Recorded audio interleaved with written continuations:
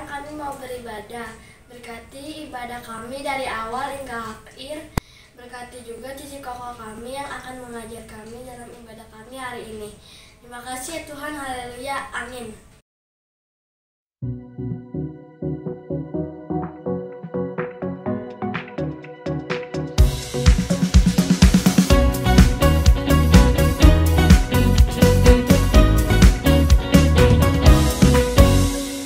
Mau jadi terang, ku mau jadi terang, ku mau bersinar dalam gelap. Ku mau jadi terang, ku mau jadi terang, bersinar bagi Tuhan. Mau jadi terang, ku mau jadi terang, ku mau bersinar dalam gelap. Mau jadi terang, ku mau jadi terang, bersinar bagi Tuhan.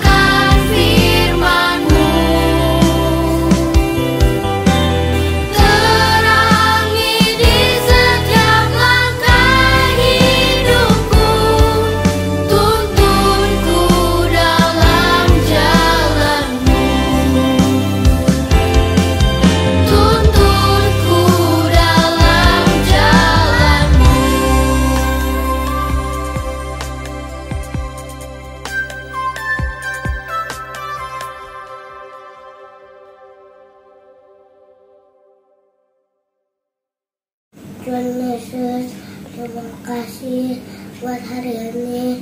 Sebentar kami mau baca firman. Berkati Cici Koko yang membawakan firman.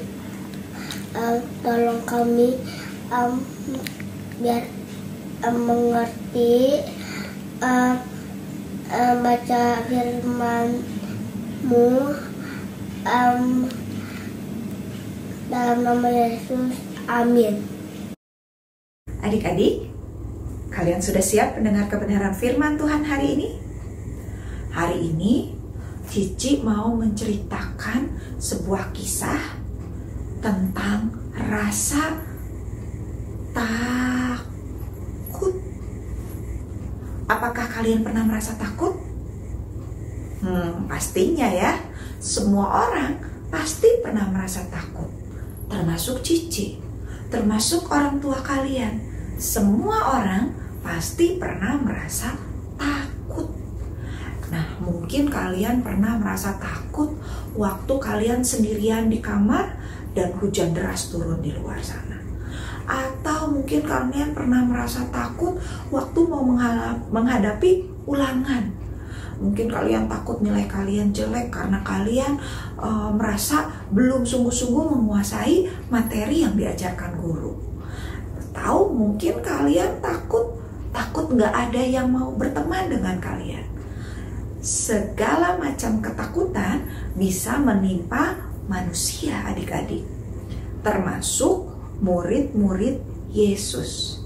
Nah, Cici mau tanya, dari 12 murid Yesus itu kan ada di antara mereka yang pekerjaannya itu menjala ikan, menangkap ikan.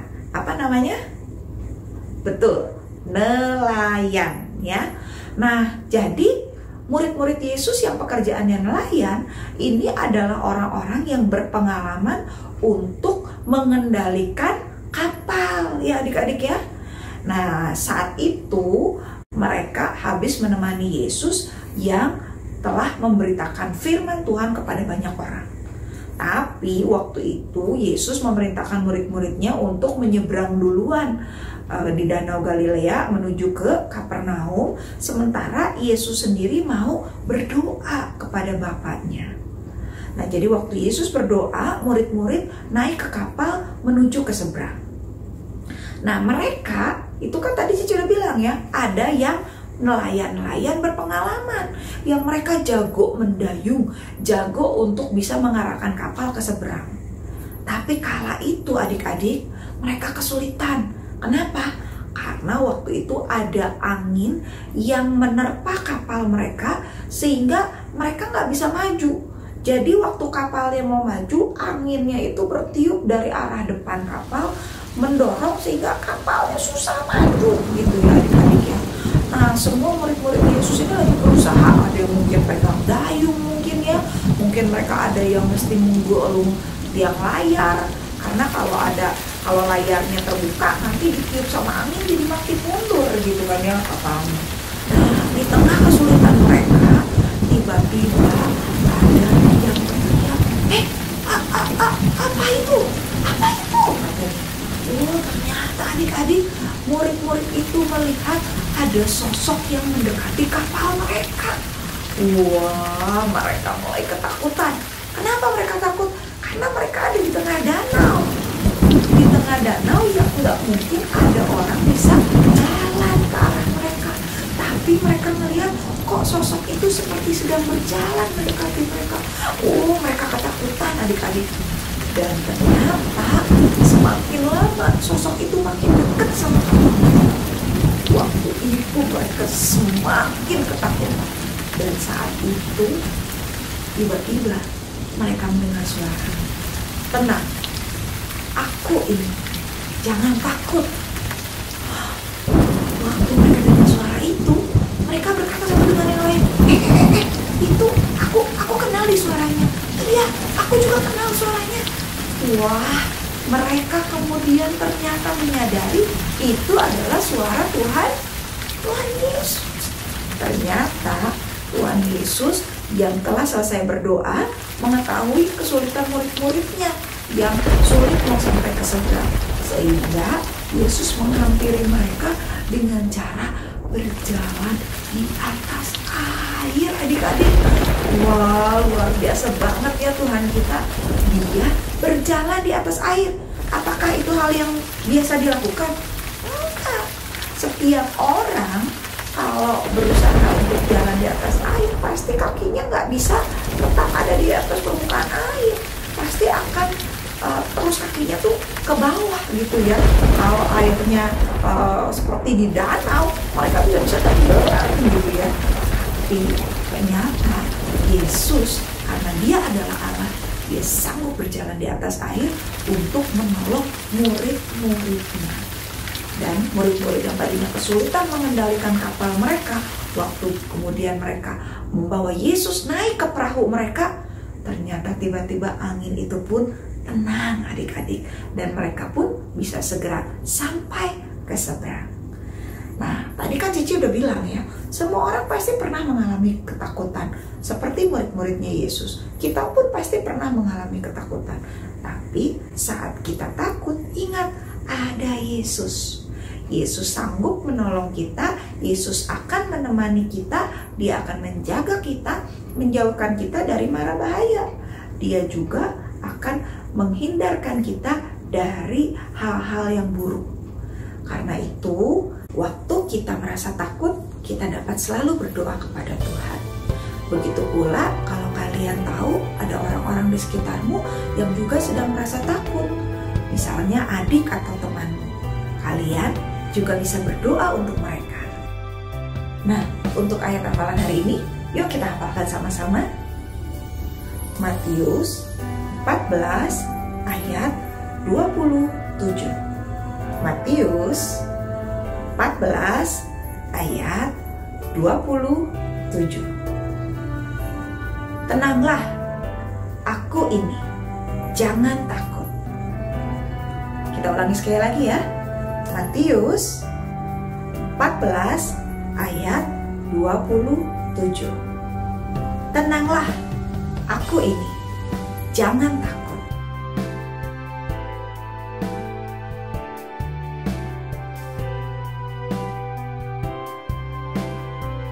Demikian firman Tuhan untuk hari ini. Yuk kita sama-sama berdoa dan kita minta Tuhan akan terus menolong kita untuk selalu percaya kepadanya walaupun mungkin kita sedang mengalami ketakutan. Tuhan Yesus, terima kasih. Tuhan, kami bersyukur kami sudah mendengar firman-Mu yang mengingatkan kami bahwa kami punya Tuhan Yesus yang hebat, yang luar biasa, yang berkuasa, yang sanggup menolong kami dari keadaan apapun dan dimanapun. Karena itu Tuhan, tolong kami untuk terus mau bersandar, berharap, percaya kepada Tuhan. Engkau sanggup menolong kami, Engkau sanggup melepaskan kami dari ketakutan kami. Tolong kami Tuhan, untuk kami terus mau percaya, berani, dan maju bersama dengan Tuhan. Berkati juga orang tua, kakak adik, guru-guru, teman-teman, dan kami semua Tuhan. Apapun yang menjadi ketakutan kami mau percayakan semua kepadamu. Di dalam nama Yesus kami berdoa dan mengucap syukur. Amin.